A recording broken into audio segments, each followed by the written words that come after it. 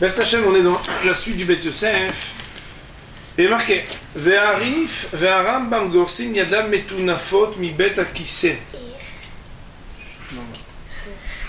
Et le Rif et le Rambam, eux, quand ils écrivent ce qui est marqué dans la Gemara, ils ne parlent pas d'un cas où on place les mains dans le trou donc d'une porte, par exemple, pour les rentrer dans les toilettes, mais que yadam metunafot mi bet akise. C'est des mains qui sont dégoûtantes, mais ça voudrait dire c'est quelqu'un qui a été aux toilettes et qui a gardé les mains sales des toilettes, mais qui n'est plus dedans. Velon ira, mais il semble pas qu'on puisse dire comme eux, nous dit le Bet Yosef. Autrement dit, le Rif et le Rambam, ils auraient étudié que quand la Gemara elle parle des mains dans Bet Akise, c'est après les Bet Akise. Velon ira gir sazou, nous dit Bet Yosef. Il ne semblait pas qu'on puisse dire que c'est la bonne version du texte de la Gemara. Pourquoi d'ailleurs il Ravuna? Parce que si c'est comme ça, comment on peut permettre, d'après Ravuna, que Vanchatsoa niret, puisque le Maaseh, il aurait encore de la tsoa, par exemple, en contact directement avec ses mains. Alors ça c'est sûr que ce serait permis. Et si on parle d'un cas où la tsoa est sèche, malgré tout ce sera terminé. Asura, il y aura un principe qui dit que même la tsoa, quand elle est devenue dure comme de l'argile, pour pas dire dure comme de la pierre, elle reste interdite. Donc c'est déjà un petit peu, ça introduit la notion qu'on verra plus tard. C'est qu'une tsoa, c'est un cheptsa dégoûtant. C'est un objet qui est dégoûtant. Et donc, même si elle était sèche, serait interdit. Autrement dit, le Rif et le Rambam qui disent que Yadam et Tunafot, mi bet akise, c'est ça que la Gemara elle parle, c'est que c'est un bonhomme qui a les mains encore sales, c'est impossible, parce que même si on comprend Rav Frizda qui dirait que c'est interdit, on ne comprendrait pas Ravuna qui dit que c'est permis. Et je ne sais pas si vous vous rappelez, mais on voulait nous dire qu'on permettrait, comme Ravuna d'après la halakha, comme ça voulait dire le roche. Mais aussi Rabbeinu Yana, lui ajoute et dit le Ketav Zel Shono, voici ce qu'il a écrit. Donc le Rabbeinu Yana ramène, ouvrez les guillemets, Ve'arambam ratzalizer mizon akushia, que le Rambam a voulu rester vigilant d'une certaine question, le Ketav aïta tipat tsoa al besaro, en disant que si jamais il y avait une goutte de tsoa sur son bassin, sur sa chair, ou yadav metunafot mi bet akise, ou bien que ses mains étaient dégoûtantes de bet akise, que l'omar shen bo mamashut et la lichluch be'alma, que Béhémet on parle que il n'y avait pas de mamashut, c'est-à-dire pas de mamashut de concrétude, qu'on appelle ça de quelque chose de concret, de mamashi, de palpable. Et la lichluch be'alma, mais une petite saleté, j'ai une bachet b'ibsaro qui était sur sa chair, ou yadav metunafot, ou bien que ses mains étaient dégoûtantes, ou mitor katnuto ve'yavshuto, et le fait qu'il y avait très peu de tsoa sur ses mains, ou bien que c'était très sec, nidon oto kilu en sham tsoa klal, on considérerait que c'était comme s'il n'y avait pas de tsoa, va'afilo achel lo mitkabel. Et malgré tout, on ne peut pas accepter cette explication. Autrement dit, le Rambam dit que quand on parle du cas de quelqu'un qui avait les mains dans les toilettes, ça veut dire dans la pièce des toilettes, nous on a vu jusqu'à présent que le corps est à l'extérieur, que la personne entre ses mains à l'intérieur des toilettes, et c'est de là-bas qu'on parle. Le Rambam, lui, non. C'est des mains qui sont dégoûtantes de ce qui s'est passé aux toilettes. Et à cause de ça, premièrement, le Bet Yosef nous dit, on ne peut pas comprendre. Parce que si on regarde les premiers mots tels qu'ils sont écrits dans le Rambam de Yedam et Tunafot mi Akise, a priori, comment Ravuna il peut permettre? C'est impossible de permettre une chose pareille. Le bonhomme il a de la tsoa sur les mains, c'est impossible.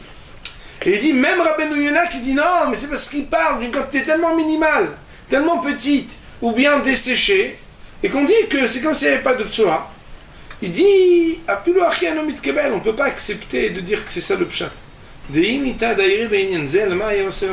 que si de deux choses l'une, s'il y en a tellement peu ou que c'est tellement sec, pourquoi Rav Frizda il interdit?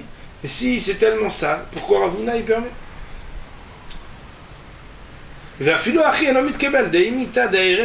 Si on parle d'un cas pareil, si c'était Béhémet comme ça, pourquoi Rav Frizda il l'interdirait en vertu du principe qui dit que c'est-à-dire tous mes ossements, ça veut dire tous mes membres doivent te remercier, doivent scander ton nom. Si c'est tellement peu veyavesh ou bien desséché,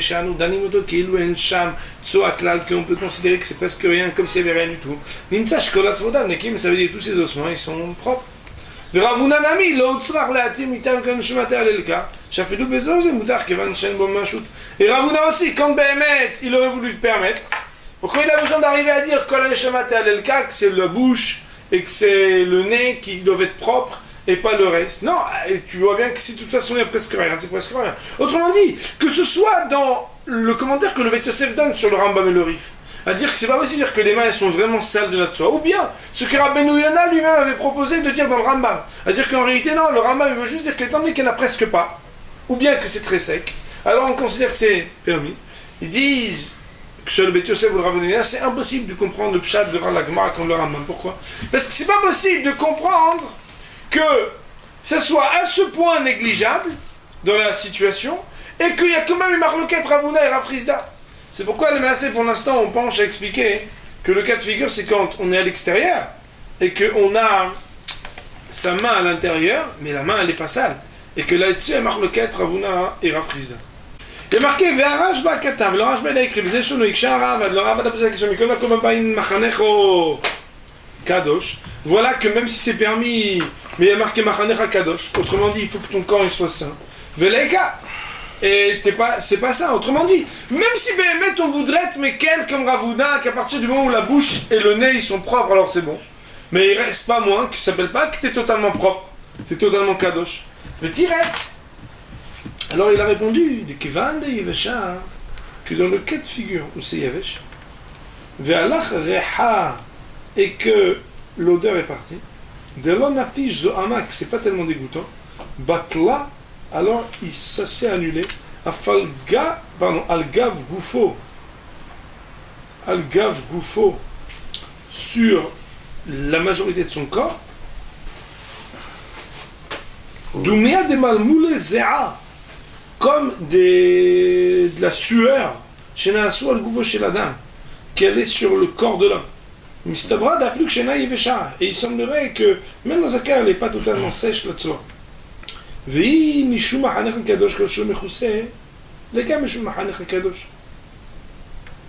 si on veut défendre le principe qui dit Mahanech Kadosh,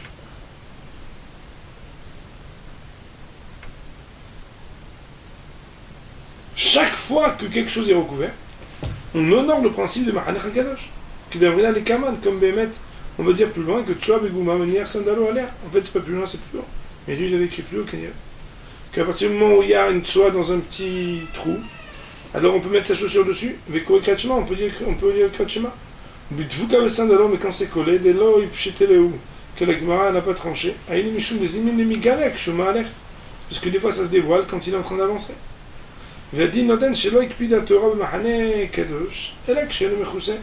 Et la loi elle fait que quand est-ce que la Torah a demandé qu'un camp il soit propre et sain, c'est uniquement quand c'est pas recouvert. Mais quand Béhémet c'est recouvert, alors c'est permis. Dit-il, ce qui est marqué Beshavta v'chisita et tzadecha. Que Béhémet, il faudra revenir et couvrir tzadecha. Ou le Kamanami Amrina, on va faire après la synthèse, ce qu'il veut le rajouter ici. Ou plus loin, on va apprendre Tsoa be'ashashit mutar l'ikrigat shema. Nous on a déjà appris qu'une tsoa dans un hashashit, ça veut dire derrière une vitre. On a le droit de dire Kriyat Shema. Kenegda en face, Erva Sheit Asur l'ikrigat shema. Kenegda. Alors qu'une herva derrière une hashashit, on n'a pas le droit. Maï Ta'ama, quelle est la raison? Tsoa be'kisu italien milta. Parce que quand on parle de tsoa, l'important c'est recouvert ou pas. Ve'amil kassia. Et c'est recouvert. Ken irali. Voilà, Béhémet comme il me semble. Adkan Lishona. On voit que le Rashba, a priori, la manière avec laquelle il l'a expliqué, c'est que il aurait compris, mais pas tout, qu'il dirait à Rambam, comme le Rambam, qu'il s'agit d'un cas où il y a de la tsoa, mais qu'elle est Yevesha, et étant donné qu'elle est Yevesha, alors elle se confond avec le corps, comme la sueur se confond avec le corps. Le Beth Yosef conclut en disant Rambam katav lifsok et Ravuna, quoi qu'il en soit du pshat du Rambam, il a tranché comme Ravuna pour permettre, kar katav, et il a écrit ensuite Vekamak donim orush asur lolikrot. Mais il y a des Géonim qui ont enseigné qu'il serait interdit de lire Imayuyeda Metunafot, si les mains étaient dégoûtantes, des cas Raoul la Sot, et voici comment il est recommandé de faire. Autrement dit, le Rajbo nous amène les paroles du Ravad, l'opinion du Rambam et une conclusion.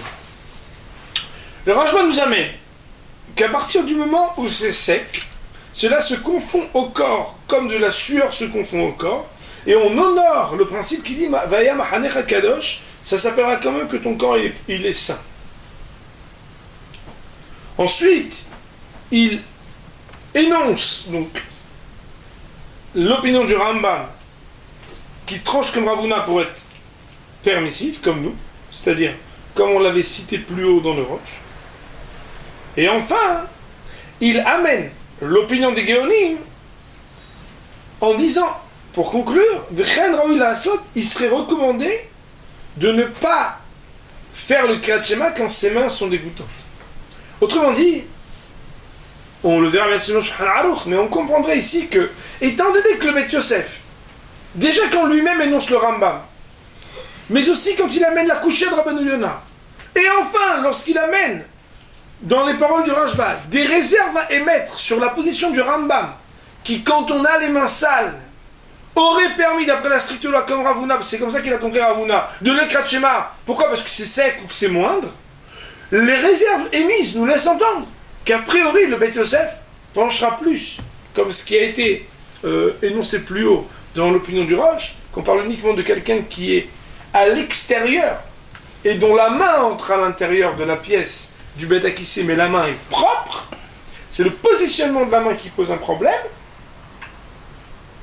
et que c'est dans ce cas-là qu'on permettrait, en restant plus rigoureux concernant un cas de figure différent, qui serait un cas de figure où les mains seraient véritablement sales. Le Rameau d'Arke Moshe, dans son commentaire sur le Beth Yosef, vous avez la petite annotation bête, qui est un peu au milieu, comme ça en bas. Katam Maharin Chot Yom Kippourim de Shirvat Zera al Besaro, Dino Ketsu al Besaro. Le Maharil, qui est la référence, en particulier des poskim ashkenazim, c'est un des plus grands poskim dont nous avons ici les responsables, et donc qui date d'avant même le Darke Moshe. Le Maharil, dans le loi de Yom Kippour, nous dit que Shirvat Zera, c'est-à-dire de la semence d'un homme sur sa main, Dino Ketso al Besaro, aura les mêmes règles que si on avait de la tsoa, donc des excréments, sur sa main. Donc pour le sérif, et on va dire Baruch Adonai L'Olam, Amen.